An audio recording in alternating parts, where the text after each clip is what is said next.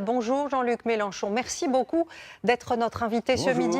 Le retour de ces cortèges, c'est aussi une partie importante de la vie démocratique qui revient. Est-ce que la crise sanitaire a rendu les combats sociaux un peu moins audibles? C'est certain que, si vous voulez bien vous en rappeler, pour le calendrier, le 49.3 a été appliqué à l'Assemblée nationale pour faire passer en force la réforme des retraites, qui est restée plantée là, le même jour où se prenaient les premières décisions concernant l'épidémie de Covid. Donc pendant toute la période de l'épidémie, toutes les luttes sociales ont été étouffées.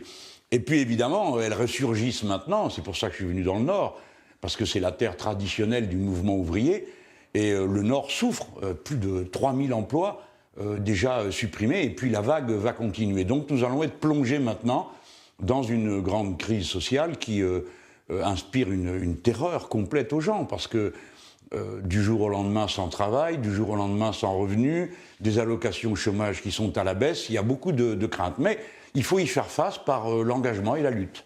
Alors justement, on parle de la reprise de la vie économique. Cette semaine, le président de la République a annoncé un calendrier de réouverture des musées, des restaurants. L'an dernier, vous aviez dénoncé un premier déconfinement, je cite, hasardeux. Est-ce que cela vous semble plus raisonnable cette fois-ci? Écoutez, je vais mesurer mes mots. Je souhaite que ça marche.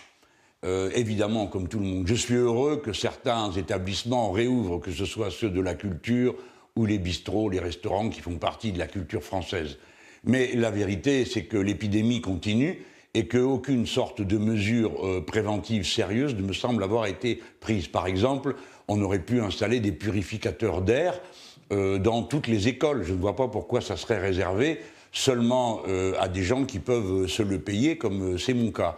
On pourrait aussi avoir des méthodes de roulement pour permettre que les gens partent au travail à des horaires décalés, donc peut-être réduire la journée de travail. Toutes ces mesures qui ont à voir avec la prudence du déconfinement, aucune n'est prise. Alors, disons que pour être mesuré, j'ai les plus vifs doutes sur ce qui va se passer après un déconfinement comme celui-ci.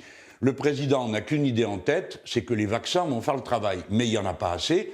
Et il refuse de demander certains vaccins pour des raisons idéologiques. Par exemple, il refuse le vaccin russe, qui est pourtant diffusé dans plus de 57 pays maintenant. Il refuse d'autres vaccins de cette nature. C'est stupide. On ne mélange pas la santé avec l'idéologie. Alors justement, un mot de politique, puisque vous évoquez le chef de l'État. Dans les Hauts-de-France, où vous êtes précisément aujourd'hui, la gauche a su se rassembler sur une même liste pour les prochaines régionales. Pour la présidentielle, vous avez déjà manifestement fermé la porte à une candidature unique. Pourquoi ce n'est pas possible au niveau national? Non, oui, je me sens tout à fait la vocation d'un candidat commun, et dans le passé, je l'ai déjà été, avec un certain succès. J'étais le candidat commun des communistes et des insoumis. Mais voyez-vous, même dans le Nord, où nous, les insoumis, nous avons fait le geste de proposer, de dire oui, on est d'accord pour que ce soit une tête de liste verte. De toute façon, ils ne supportent pas d'autres têtes de liste qu'eux-mêmes. Eh bien, on pensait que ce beau geste et ce rassemblement auraient un écho. Ben, pas du tout. Même dans le Nord, ils ont décidé, la vieille gauche, de se mettre d'accord entre eux en excluant les insoumis. Donc, si vous voulez, moi, j'ai pas envie qu'on patauge dans ces histoires d'appareils. Nous marchons notre chemin, convergeons pour faire des choses en commun. Par exemple, défendre les libertés. Voilà, alors on peut faire une marche là-dessus. Et puis le reste viendra s'il y a appétit. Mais ça ne sert à rien de raconter, vous comprenez, en boucle. S'il n'y a pas l'union, on est sûr de perdre. Comme tout le monde sait qu'il n'y aura pas d'union, qu'est-ce que ça veut dire? Qu'on est sûr de perdre? Pas du tout.